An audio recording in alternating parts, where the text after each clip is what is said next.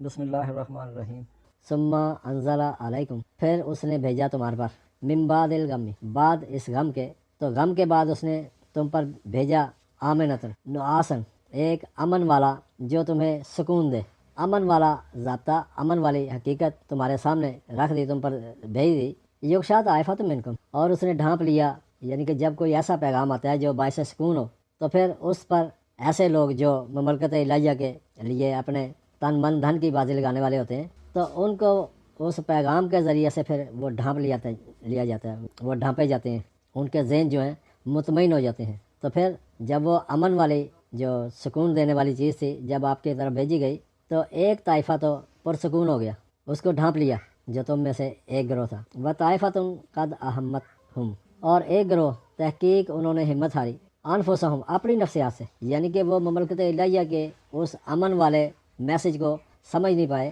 یا اس کے معاملے کے اندر ان کی نادانی سامنے آ گئی کہ وہ اس کو اگنور کر گئے، اور اپنی نفسیات ان کے سامنے تھی، اپنی سوچ ان کے سامنے تھی، اور انہوں نے ہمت ہار دی۔ یظنون باللہ غیر الحق، اور وہ مملکت الہیہ کے بارے میں غیر حقیقی معاملے کے اندر پڑ گئے، گمان کے اندر پڑ گئے، مملکت الہیہ کے بارے میں غیر الحق کا جو سوچ ہے، جو کیونکہ ظن کہتے ہی اس کو ہے جو جس میں حقیقت نہ ہو، یعنی کہ ایسی بات جو ذہن سے گھڑ لی جائے، ذہن سے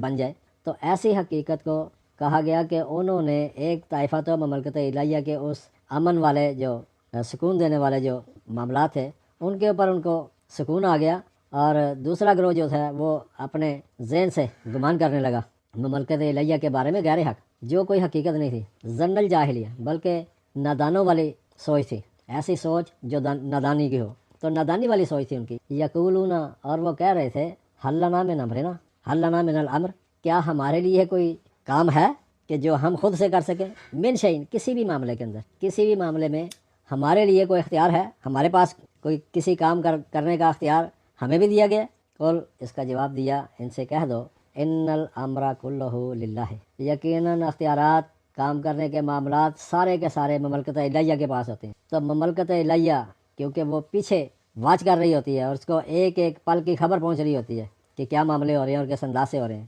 تو بتا دیا کہ اختیارات تمہارے پاس نہیں ہیں بھائی، اور تمہیں ان اختیارات جو تمہیں دے کر بھیجا گیا ہے وہ اختیارات تمہارے پاس ہیں، وہ کام تم نے کرنے ہیں، لیکن جس بات کا اختیار تمہارے پاس نہیں ہے وہ تم نہیں کر سکتے۔ تو جب مملکت الہیہ نے تم کو ایک مشن کے حوالے سے بھیجا ہے تو اس مشن کے حوالے سے جو تمہاری تربیت ہے تم وہ کام کرو، اور ان کو بتا دیا کہ آپ ان سے کہہ دیجئے کہ سارے کے سارے معاملات جو ہیں وہ مملکت الہیہ کے لیے ہیں، مملکت الہیہ طے کرے گی۔ یخفون فی انفسہم، وہ چھپا رہے تھے اپنی نفسیات سے، ما لا یبدون لکا، جو تمہارے سامنے وہ ظاہر نہیں کر رہے تھے، ان کی نفسیات کے اندر چھپی ہوئی چیزیں، یعنی کہ یہ ایسے معاملات ہیں، یہ تو ایک بات انہوں نے کہہ دی کہ ہمارے پاس تو کوئی اختیار ہی نہیں ہے، لیکن اور بھی ان کی چھپی ہوئی چیزیں ہیں جو وہ ظاہر نہیں کر رہے تھے، تیرے سامنے وہ ظاہر نہیں کر رہے تھے۔ یہ اس بھیجے گئے جو ان کا لیڈر تھا اس کو کہا جا رہا ہے کہ وہ چھپا رہے تھے اس کو، اپنی نفسیات کو، جو ان کی نفسیات تھی، جو ان کی سوچ تھی، تیرے سامنے اس کو ظاہر نہیں کر رہے تھے۔ یقولون، اور وہ کہہ رہے تھے، لو کان لنا من الامر شیء، کاش کہ ہمارے پاس بھی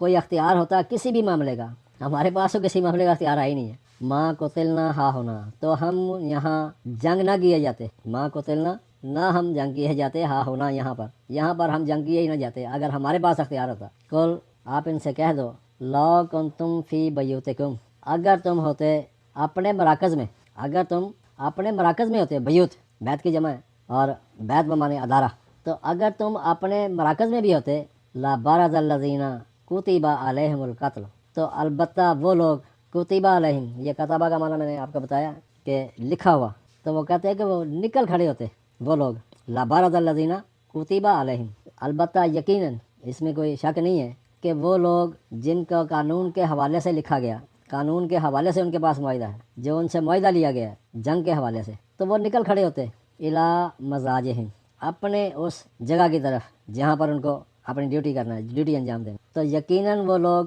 نکل کھڑے ہوتے جن کے اوپر، جن کے ساتھ ایک معاہدے کے تحت ان کو لکھا گیا، اور وہ جنگ کی طرف اور اپنے ان جگہوں کی طرف، مزاج جہاں ان کو ڈیوٹی دینی ہے، پہرا دینا یا جو بھی معاملہ کرنا ہے، تو وہ اس طرف نکل کھڑے ہوتے۔ وَلَيُبْتَلِيَ اللَّهُ وَلَيُبْتَلِيَ اللَّهُ، اور یہ کہ مملکت الہیہ ابتلا کرتی ہے، آزمائش کرتی ہے، ما فی صدورکم، جو کچھ بھی تمہارے صدر مقام میں ہے، جو بھی تمہارے لیڈران کے اوپر ہے، صدورکم ہے، صدر اور قلب یہ دو لفظ انہوں نے گڑبڑ کر دیے ہیں جو عام مطلب کے ترجمے کی دونوں کا ایک ہی معنی کر دیا جاتا ہے دل. قلب بھی دل کے معنی میں لے لیتے ہیں اور صدر بھی دل کے معنی میں. حالانکہ صدر مقام ہوتا ہے اور صدر جو ہوتا ہے وہ اوپر لیڈ جو کر رہا ہو. تو ولا یبتلی اللہ ہو اور یہ کہ آزمائش کیا مملکت الہیہ نے معافی سے دورکم جو تمہارے لیڈران کے ساتھ ہے تمہارے لیڈران ہیں. وَلَمَّ محیسا اور یہ کہ چن لیا معافی قلوبکم جو بھی تمہارے مراکز میں ہے جو بھی تمہارے مراکز میں ہے اس کو پھر